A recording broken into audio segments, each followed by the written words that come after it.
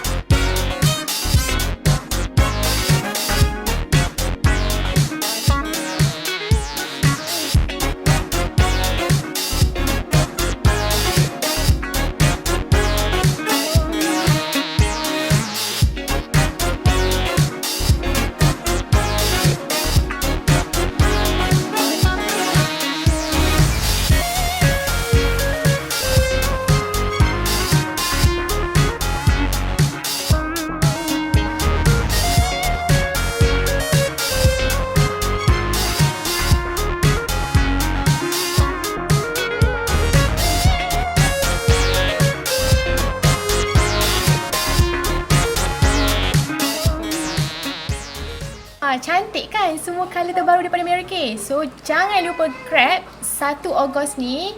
So cepat-cepat, takut nanti licin. Okay, bye.